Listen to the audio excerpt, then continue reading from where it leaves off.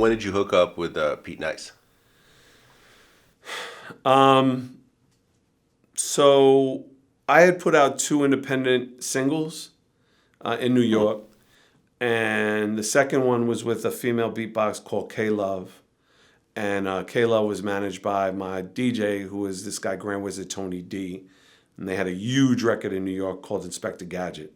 The Bad Boys. They were called the Bad Boys. And they had a record called Inspector Gadget. And then they had a little street record that was really dope called Veronica. Dope records. And Tony D managed me and he managed K Love.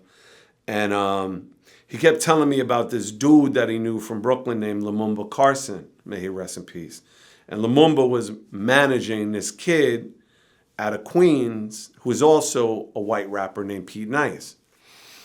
And I was hanging out a lot with like Clark Kent at the time. Like I'd be at Clark's house and like, having him DJ and we'd be just talking and like, his mom would be making me food and like, that was my dude. Still to this day, that's my dude. And then he started telling me about this dude that he knew, named Pete Nice. I was like, whatever. And then Blake outside the Latin Quarter introduced me to him one time. But I was like, whatever. Like, whatever. Like, okay, cool. Nice to meet you. So I was working on my demo for Rush. I was signed. Lyor had signed me to Rush Management. I was working on my demo. And me and Sam Sever, the producer, had already made like 4 songs. And this guy from A&M Records named Steve Rabowski, who had already done the Def Jam deal at CBS at the time, had moved over to A&M, and he was trying to sign a rapper for A&M. And Lyor had sent him my tape. He was like, yo, this kid is kind of fresh. And it was down to me and this dude Raheem out of Houston, Texas. I'll never forget this. So he was coming to see me the next day, and I was going to play like 3 or 4 of my songs on my demo, but there was something about him, like, I liked them because I had made them. They were like, but they didn't feel right. Like there was something about them that like didn't feel right. But I was like, fuck it. If everybody else likes it, it's cool. Like whatever. But it didn't like feel right to me. Like I was like, but I was like going with it. You know what I'm saying? Like the bottom line is get a deal, get a deal, get a deal, get a deal. Like you'll figure it out later. You know what I'm saying? So Sam Sever calls me and he's like, yo, you need to come to the crib. And I'm like, okay, why?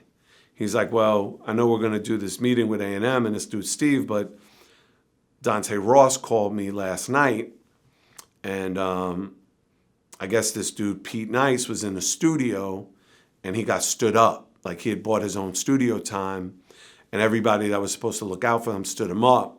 And he called Dante, and he had me come in and like help him with his demo. And he's like, yo, this shit is hard. Like this shit is really hard. You should hear it. And then Sam kind of lied to me, but it's okay. But he kind of lied to me. And he was like, and he's also signed to Rush. So he's direct competition for you. So we should probably, instead of, dealing with this, we should maybe think about like coming together. And I'm like, no. Like, why would I think about getting together with anybody? I'm like 5 minutes from having my own deal. It's not going to happen. We've just spent like 3 months. Lyor's put up all this money. Like, I'm not just going to get in a new group. He's like, nah, you need to come listen to this. I said, all right. I go to Canal Street, where Sam's apartment was. I go in, and there's this dude, Pete, that I know. Like, I've met him 100 times. So I was like, oh, Pete Nice. He's like, yeah. And he plays me the demo that they made that night, and it was the beat from Words of Wisdom. And everything right there just clicked. Like in my head, and I just started writing. And as soon as I heard Pete say, hard as Chinese arithmetic, avant-garde and not a heretic, I was like, oh shit. Motor lyrics. Second verse, third verse. We go right to Chung King, like literally that moment. We get into the studio because Lyor had basically given us an open door. We knock out Words of Wisdom. We knock out another song. Like, flow was just automatic. So the next day, Steve Rabowski meets us at Chungking. And he comes to meet me. He's talking to me. And Pete's here and Sam's here. And he's like, yeah, Serch, it's like, I like you, but there's this kid in Houston named Raheem. Like, I really like him. Like, why should we sign you over Raheem? And I'm like, well, first of all, it's not MC Serch anymore. It's a group. This is my partners. We're called Three the Hard Way. I'm going to play you some new songs.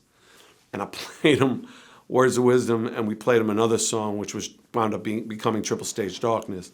And he's cool, like he's nodding his head. And then he says something kind of like we didn't really catch. He's like, well, I don't really get the group thing, but we'll talk. And I'm like, cool. So we go to work in the studio because we're already there. So like, fuck it, we're gonna keep working on demos and kind of figure out this Three the Hard Way thing. And Lyor calls the studio and he starts screaming on me, get the fuck out the studio. You just ruined a deal. The fuck is wrong with you? I spent all this money and you fucking go and form a group at the last minute. You're done. I quit. Get the fuck out of the studio. Like, so I blew this deal. And it was so funny because Lyor, knowing that he could lean on this a little bit, called my mom on some Jewish guilt shit. Called my mom and was like, talk to Michael. He's ruining his career. Like, he has a record deal. He's formed this group in the last minute. I don't know what's going on. Talk to him. And my mother, I get home and she's like, well, why can't it just be MC Serch and this Peter person could be your hype man? I know that there's a hype man. Like, I see like Public Enemy has this flavor guy why can't, I'm like, no, Mom, it's not the way it works. Like, we're a group, Anyway, so that's how I formed a group with Pete and Sam. Okay, and that group went from Three the Hard Way to Third Base. Right, because Universal Pictures wouldn't give us the rights to the Jim Kelly Three the Hard Way name of the movie. Third Base is a better name, though, to be honest. Well, it's funny. There's a skit on the Cactus album that, Pete used to like to record people on the low.